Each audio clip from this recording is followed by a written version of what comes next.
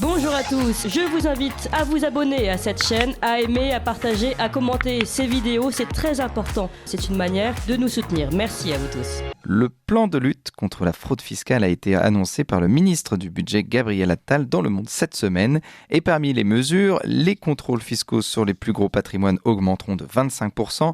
Les 100 plus grandes capitalisations boursières feront l'objet d'un contrôle fiscal tous les 2 ans. Sanctions de privation du droit de vote en cas de fraude fiscale aggravée. Sanctions de privation de crédit d'impôt. Des travaux d'intérêt général pour les fraudeurs fiscaux. Des délits d'incitation à la fraude fiscale. Alors tout ça pour Charles Prats, ce sont des mesurettes et ça tombe bien, il est avec nous dans cette émission. Bonjour Charles Prats. Oui, bonjour. Alors vous êtes magistrat délégué de l'Association professionnelle des magistrats, vous êtes vice-président au tribunal de Paris. Alors vous êtes aussi l'auteur... Plus à Paris depuis une semaine. Ah, plus à Paris depuis une semaine. Eh bien écoutez, je change ma fiche. Voilà, vous êtes toujours l'auteur de Cartel des fraudes 1 et 2 aux éditions Ring. Et donc on va parler donc de ce plan de lutte contre la fraude fiscale de Gabriel Attal. Mais d'abord, je voulais vous parler du député LFI Carlos Martin Bilango, qui a été visé par une enquête pour soupçon de fraude fiscale et blanchiment hier. Ben écoutez, c'est la preuve que le plan de Gabriel Attal finalement est plus efficace que ce que je disais, puisqu'en 48 heures, il y a déjà des résultats. Alors comment se fait-il comment il s'est fait prendre ce député LFI qu'on connaît, malgré lui? Bon, moi je connais pas le dossier en tant que tel, je n'en sais que ce qui a fuité dans la presse, évidemment. A priori, il s'est fait prendre sur quelque chose d'assez classique maintenant. C'est sur une déclaration de soupçon des banques à Tracfin, au service de renseignement anti-blanchiment. Donc, suite à des investigations de la cellule Tracfin, donc traitement des renseignements financiers et actions contre les circuits financiers clandestins du ministère des Finances. Tracfin a transmis un dossier au procureur de la République, au parquet de Pontoise, qui a ouvert une enquête manifestement pour fraude fiscale, blanchiment de fraude fiscale, abus de biens sociaux, manquement à la haute déclaration à la haute autorité, etc., etc. Voilà. Oui, donc on suivra ce sujet. Rien que du très classique. Alors j'ai vu qu'il avait fait un communiqué en expliquant qu'il n'avait pas de compte à l'étranger, qu'il n'y avait aucun problème et qu'il était en train de demander à son comptable les documents. Voilà. Bon, l'enquête suit son cours, puis on verra dans quelques mois ce qu'il en est. Voilà. Rien de bien particulier en la matière. C'est du très classique. Rien de nouveau sous le soleil. Alors, on va parler du plan de lutte contre la fraude fiscale de Gabriel Attal. J'ai énuméré quelques mesures, mais d'abord pour vous, ce sont des mesurettes, parce que le véritable sujet de la fraude, c'est la fraude à la TVA, l'escroquerie à la TVA. Est-ce que vous pouvez nous expliquer ce que c'est l'escroquerie à la TVA ? Écoutez, c'est assez simple. Les fraudes à la TVA, d'abord, c'est celle qui coûte le plus cher au budget de la France. Voilà, les estimations montent jusqu'à 25 milliards d'euros sur le tax gap TVA, ce qu'on appelle le différentiel de perception entre ce qui devrait être normalement perçu par l'État français rentré dans les caisses et ce qui est réellement perçu. Donc là, l'INSEE a fait une mise à jour à 25 milliards en fourchette haute il y a quelques mois. Donc vous voyez, on commence à parler un peu de sous. Et c'est la première fraude fiscale en volume. Voilà. Alors après, les gens, s'il y a des gens qui sont chefs d'entreprise, qui connaissent un petit peu parmi les auditeurs, vous voyez très bien comment on peut éventuellement frauder à la TVA. Vous savez, la TVA, c'est une invention française, c'est un impôt qui a été remonté par la France, qui s'est répandu partout sur la planète. Comme ça, on est très fort en exportation de concepts d'impôts en France. Et donc la TVA, c'est une manière de percevoir assez indolore, où en fait, le consommateur final est celui qui supporte normalement l'impôt, mais l'impôt, il est perçu tout au long de la chaîne de production et de vente par les entreprises, par les intermédiaires, et c'est le dernier, au fur et à mesure, les intermédiaires doivent reverser à l'État l'argent. En clair, une entreprise fabrique des biens et les vend. Pour fabriquer des biens, elle a besoin d'acheter de la marchandise, des services, etc. Donc elle va acheter à d'autres fournisseurs ces marchandises, ces services, avec de la TVA facturée. Et donc, elle va payer de la TVA. Et de l'autre côté, quand elle va vendre ses biens à ses clients, elle va aussi facturer de la TVA, donc elle va collecter de la TVA. Et la différence, donc la valeur ajoutée de l'entreprise. Et la différence entre cette TVA collectée et cette TVA déductible, c'est la TVA que l'entreprise va devoir rendre à l'État, reverser tous les mois à l'État.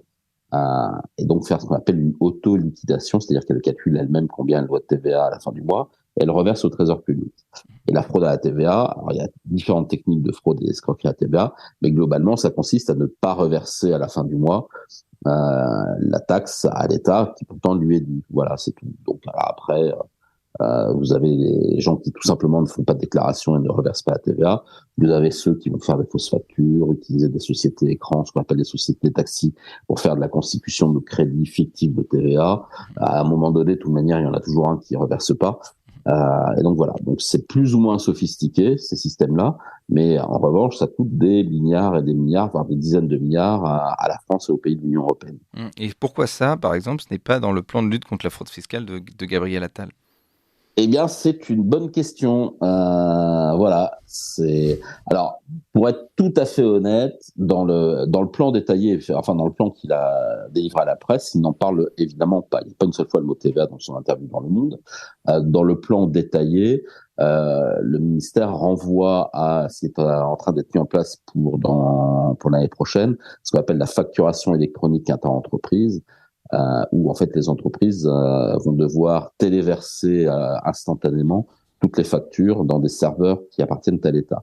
Et donc il y aura une espèce de contrôle fiscal permanent par les services de l'État sur les entreprises. Et effectivement, la logique voudrait que grâce à ce système, s'il est bien calibré, bien mis en place et qu'il y a les bons algorithmes de détection dessus, le système voudrait qu'on ait moins de fraude à la TVA.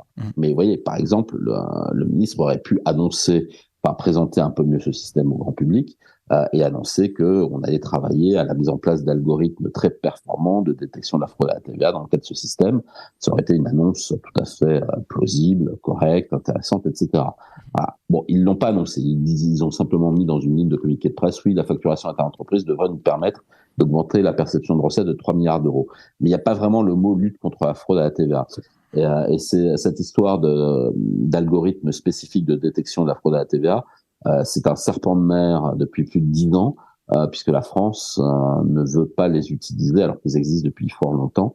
Et moi, je les avais récupérés en 2011 en discutant avec les gens d'Eurofisc et les Belges notamment.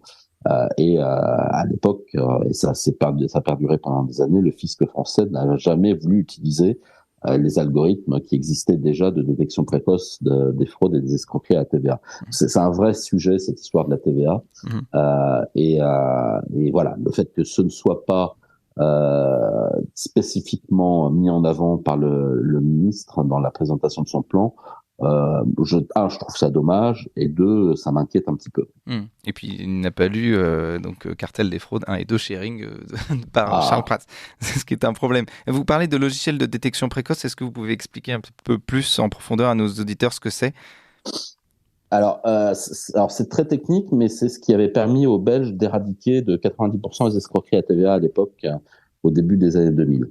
En fait, ce sont des logiciels qui permettent de mouliner, si vous me passez l'expression, l'ensemble des transactions qui existent, et donc de détecter ce qui semble suspect, et notamment pour les Belges, ça leur permettait de détecter en quelques jours les transactions qui pouvaient relever d'une fraude à la TVA. Et donc, ils avaient mis en place un service spécialisé avec la police judiciaire belge et l'inspection spéciale des impôts belges, sous la houlette du parquet du Roi en Belgique. Et donc, ils arrivaient, ils coupaient tout de suite les numéros de TVA, ils passaient les menottes au bonhomme.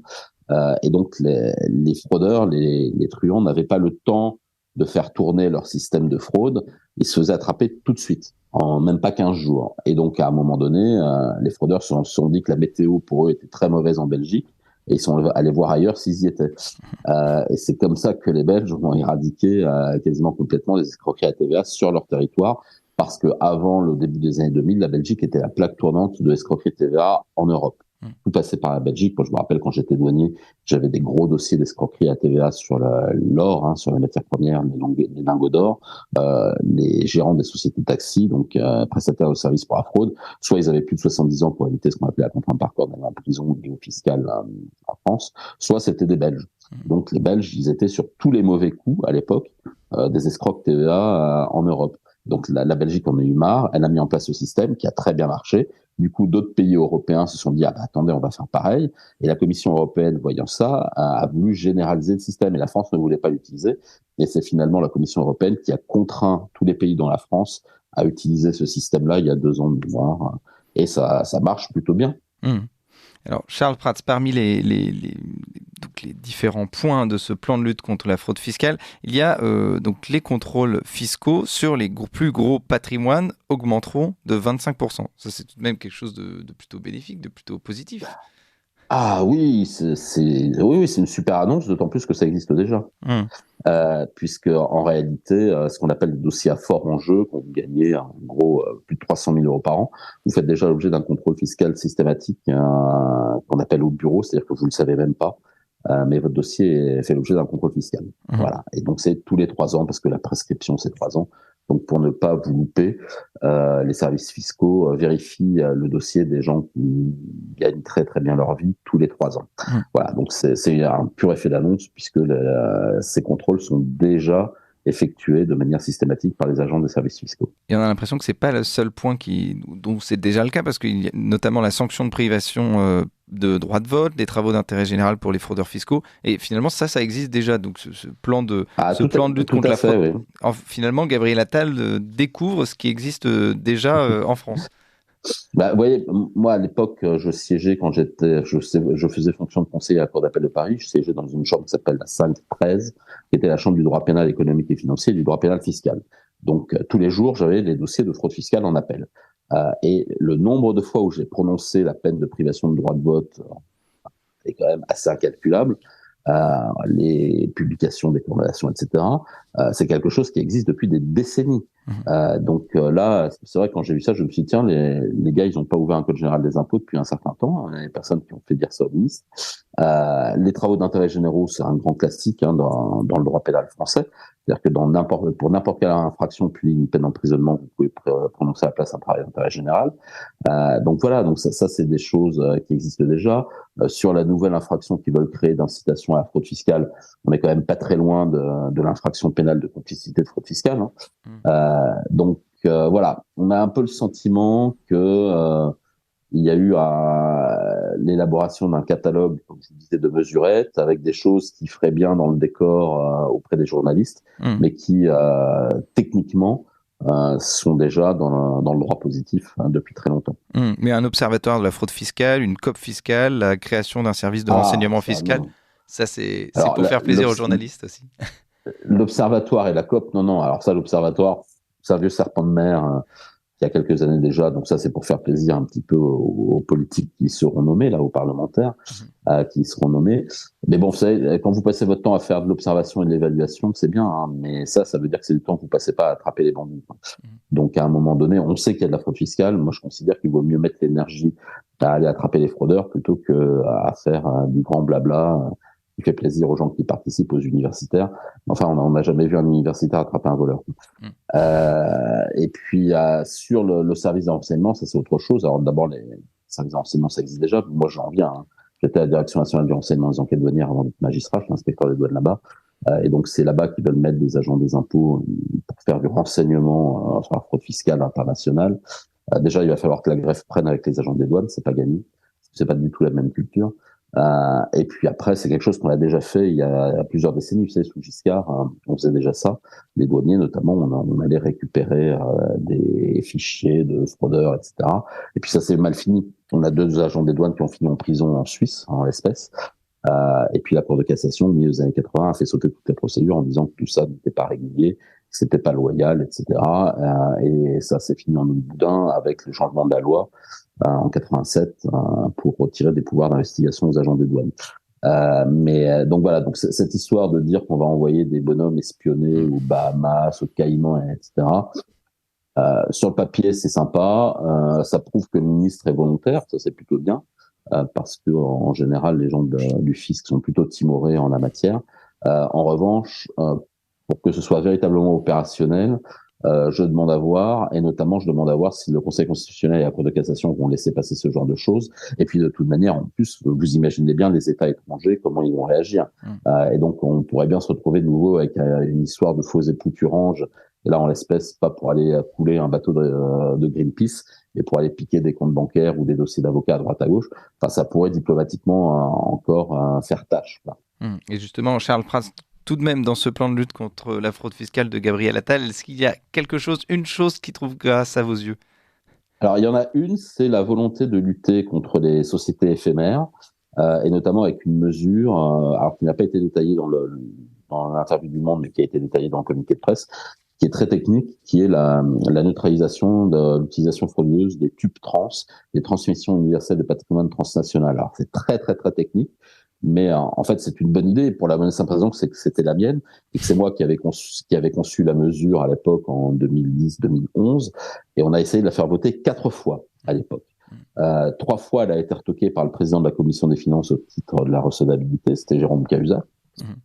C'est sous Sarkozy. Et le jour où j'ai réussi à faire voter par amendement parlementaire de Yann Galu en 2013 sur la loi de lutte contre la grande fraude fiscale, c'est le Conseil constitutionnel qui est venu me la censurer en disant mais non, c'est pas une mesure anti-fraude.